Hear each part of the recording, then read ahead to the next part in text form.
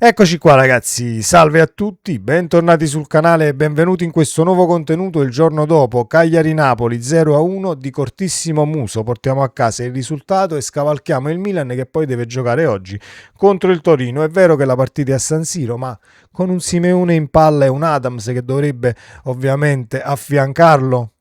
possiamo anche portare a casa un sabato molto ma molto sorridente dal punto di vista della classifica, aspettando poi lo scontro diretto che ci sarà dopo le nazionali. Ma ci arriviamo, ovviamente facciamo il punto della situazione insieme, numeri alla mano e singoli alla mano, perché ci sono state delle situazioni dove dobbiamo valutare anche i singoli per quanto riguarda il minutaggio che hanno avuto insieme alcuni calciatori del Napoli. Fatemi sapere la vostra qui sotto nei commenti. Se vi va, iscrivetevi al canale attivando la campanellina e se vi piace questo video un bel like, fa piacere al sottoscritto e come sempre diamo una mano all'algoritmo. XG in favore del Napoli 1,74 contro 0,33 quelli del Cagliari, che ha quasi rinunciato a giocare la partita, ma non perché l'aveva forse impostata così, ma perché il Napoli, avendo bloccato quella situazione palestra che il Cagliari comunque sfrutta per pericolosità, ha tenuto comunque il baricentro molto più alto rispetto ad altre uscite e quindi allontanando l'avversario dalla linea della propria area di rigore, tenendo poi più il pallone grazie ai singoli che poi sono intervenuti, perché ci sono delle situazioni da analizzare per quanto riguarda dove vai a parare e scarichi il pallone su chi, per tenerlo poi in cassaforte e soffrire di meno. Detto ciò, gli XG sui tiri in porta sono ancora più alti, 2,09 per il Napoli contro lo 0 totale del Cagliari, che appunto non ha assolutamente fatto niente, a parte un finale di partita dove il tifoso del Napoli deve sempre stare sul chi va là e saltare dalla sedia, quella situazione che poi ha spazzato Spinazzola nell'area piccola con una palla messa in aria, se non vado errato, da Minà. Quindi non è mancato niente nella partita di ieri, anche se dobbiamo migliorare un tantino quando troveremo poi squadre attrezzate tecnicamente come un Milan che arriverà dopo la sosta delle nazionali. Detto ciò, 17 tiri totali e 5 nello specchio per il Napoli, 7 tiri totali, 0 nello specchio per quanto riguarda il Cagliari. Savic, a parte un paio di rinvii con i piedi, comunque ha fatto molto, ma molto poco.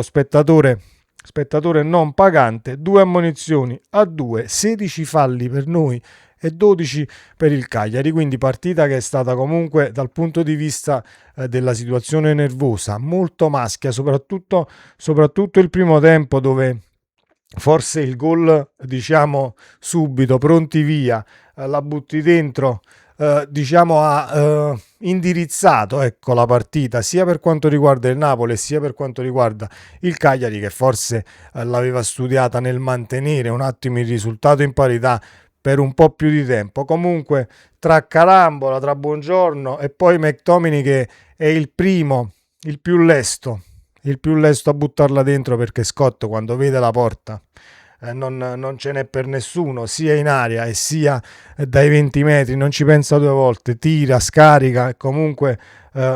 è un animale d'area di rigore e non solo. E quindi, al di là, per quanto mi riguarda, dei titoloni che stanno uscendo stamattina con De Bruyne ai 90 minuti e Kevin eccetera eccetera eccetera, c'è un calciatore in casa Napoli che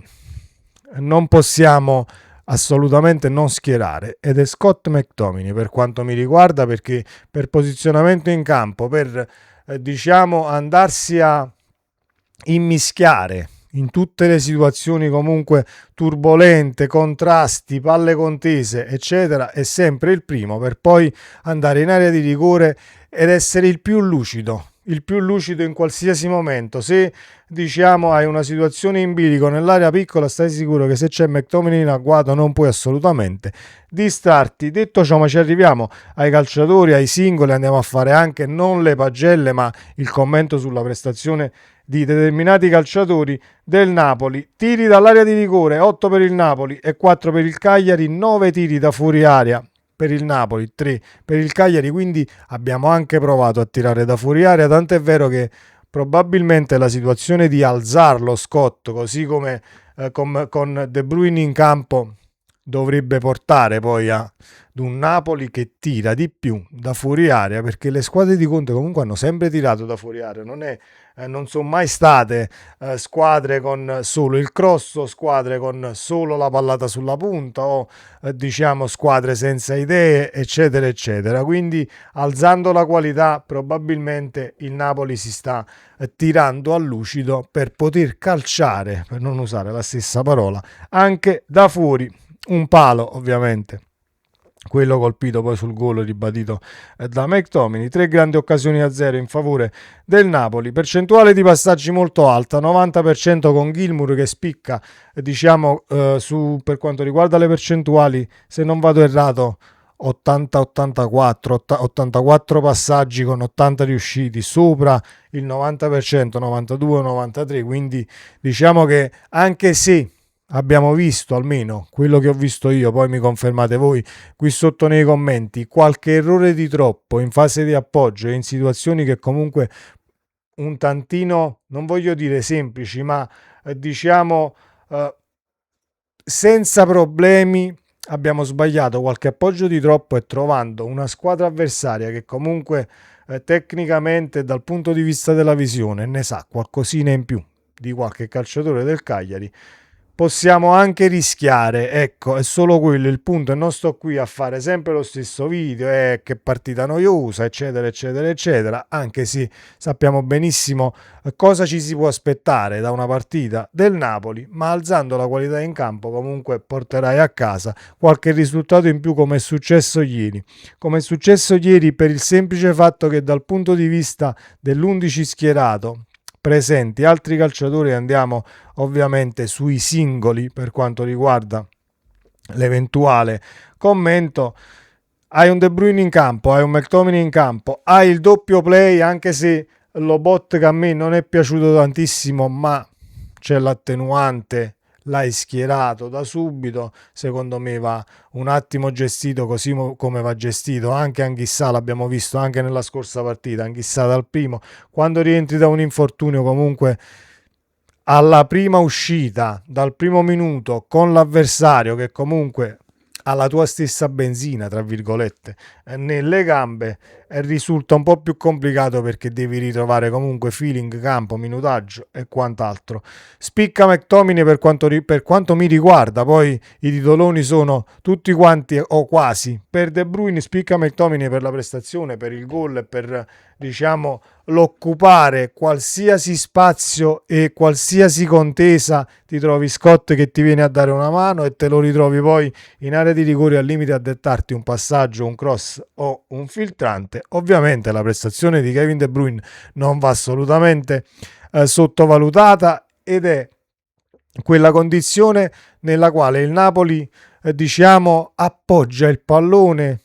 a 2-3 calciatori che sai benissimo che hai fatto la scelta giusta e rischi molto meno di perderlo, e quindi si abbassa la pericolosità dell'avversario inevitabilmente. Ecco perché volevo arrivare poi, diciamo, ad analizzare la prestazione dei singoli. Mi è piaciuto Gilmour, ma diciamo non è stata la sua migliore uscita. Mi è piaciuto forse anche di più in qualche partita precedente, ma abbiamo pagato secondo me questa situazione del doppio play, ma non perché io non voglio il doppio play, assolutamente no. L'ha detto anche Conte in un'intervista: noi abbiamo già giocato col doppio play, l'ha fatto Elmas, ci hai messo McTominay vicino all'Obotka, c'è stato comunque Anghissà a farlo tempi addietro. Il punto è che quando però, secondo me, è la mia personale opinione, senza assolutamente essere presuntuoso o voler fare il maestro, non è assolutamente nei miei costumi, però quando hai due calciatori che dal punto di vista della proposta non è che sono simili, ma sono due play veri e propri, così come Lobotka e così come Gilmour, fai un attimo fatica, anche se va considerato nel mio pensiero il punto che Lobotka comunque rientrava da un infortunio. Bisogna comunque rivederli in campo tutti e due con questa situazione e schierarli tutti e due insieme quando Lobotka avrà ritrovato poi minutaggio, lucidità e sarà ritornato al 100% dopo l'infortunio che l'ha fermato. Per quanto mi riguarda, bene anche Gutierrez, bene benino Olivera tra i tre di difesa. Per quanto mi riguarda è quello che mi fa dannare di più dal punto di vista della partita. Quando la stai guardando sarò io forse che sono prevenuto, ma secondo me Mattias soffre un tantino questa situazione, tre centrali, perché comunque sì, è stato adattato a centrale di difesa, ma in nazionale comunque presenta una difesa a 4 e fa il centrale di sinistra e non, diciamo, il terzo di una difesa a 3. Comunque non è stata una partita assolutamente insufficiente per Olivera. Buongiorno deve migliorare dal punto di vista della postura. Io non ne posso più. Non ne posso più nel vedere palle che poi piovono in area o palle che piovono comunque nella zona di Buongiorno, dove si è un tantino disordinati dal punto di vista della postura, e quindi ritorna quella situazione in mente. Le braccia sono larghe, i calci di rigore che poi sono stati provocati e i falli di mano ripetuti nel tempo in questa stagione. Però comunque sufficiente anche la prestazione di Alessandro. Mi è piaciuto e non poco Beukema, che poi è tra i difensori, è quello che è sempre stato messo,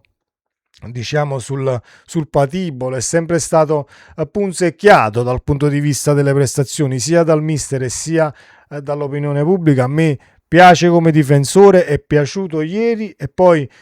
certamente non ci si può aspettare, non ci si deve assolutamente aspettare quello che ti fa Di Lorenzo dal punto di vista della fase offensiva e dal punto di vista della proposta e dell'appoggio di chi ti è davanti su quella fascia, ovviamente in questo caso Politano, De Bruyne e quant'altro. Quindi se devo prendere la prestazione di Beukema ieri, però valutandola per le caratteristiche del calciatore e non quello che hai chiesto fino a ieri, che diciamo avevi in campo Di Lorenzo, dal punto di vista della proiezione offensiva Beukema è uno tra i migliori in campo ieri. Ha sbagliato praticamente niente ed è stato molto ma molto vigile anche sulle palle alte, a differenza di qualche partita dove, diciamo, qualche situazione poteva essere considerata in maniera diversa e presentarti dal punto di vista prestazionale anche meglio della partita di ieri. Comunque è stato un Napoli che ha tenuto il campo discretamente bene. Poi la noia, c'è chi si è addormentato, c'è chi si tiene i 3 punti e quindi risultatista al 200%, dobbiamo mettere pressione, dovevamo fare 3 punti e li abbiamo fatti, siamo tutti d'accordo, ma mi auguro che il Napoli non si sia scoperto, o meglio che la partita di ieri sia figlia del match che andrei a giocare contro il Milan, senza scoprirti dal punto di vista tattico e dal punto di vista della proposta per quelli che sono scesi in campo, perché mi aspettavo qualcosina in più dal punto, diciamo, per quanto riguarda il realizzare qualche gol in più, il tenere la partita comunque più in pugno per quanto dal punto di vista del risultato. Sei andato in vantaggio subito, quindi mi aspettavo che il Napoli comunque la andasse a chiudere la situazione anche nel secondo tempo, quando è entrato comunque Alisson Santos, che io invocavo non al 45esimo, ma mi sono detto, se il Cagliari comunque è un tantino più sulle gambe, 50esimo, 55esimo, il primo cambio che vai a fare, così cerchiamo di stanarli su quella fascia, mettiamo qualche palla in mezzo, qualche Alisson che si inventa qualche dribbling, superiorità, e la portiamo a casa con un tantino di tranquillità che comunque non c'è stata, perché poi sul finale abbiamo rischiato anche di prendere il gol del pareggio, al di là di una pericolosità pari a 0, perché sicuramente Spinazzola ha rinviato quel pallone, però non è che c'erano 4, 5, 6 calciatori del Cagliari in agguato nel buttare dentro quel pallone che è arrivato in aria. Quindi parliamo di un Napoli molto più vigile che di un Cagliari molto più pericoloso su quel pallone. Questa è la mia personale, ovviamente, diciamo, analisi. Fatemi sapere cosa ne pensate qui sotto nei commenti. Ci godiamo questa giornata di Serie A che vedrà il Como, se non vado errato, con il Pisa, la Roma con il Lecce, quindi lì probabilmente vedremo 2 vittorie, almeno credo, Dopo le cadute in casa Roma dal punto di vista di risultati e partite, la Roma porterà a casa i 3 punti. Molto probabilmente il Como è in una condizione fisica e mentale impeccabile, quindi farà secondo me un sol boccone del Pisa. Vedremo queste situazioni, Milan-Torino, l'Inter con la Fiorentina domani sera, la stessa Juve che gioca oggi, ma una partita alla volta, sia per quanto ci riguarda e i 3 punti portati a casa, sia per quanto riguarda gli avversari che dobbiamo sicuramente gufare e tenere sotto controllo. Sempre Forza Napoli, vai Ciolito Simeone supportato da Adams, almeno queste sono le ultime di formazione, che magari arriviamo a questo scontro diretto che siamo già sopra, ancora meglio. Sempre Forza Napoli, ciao!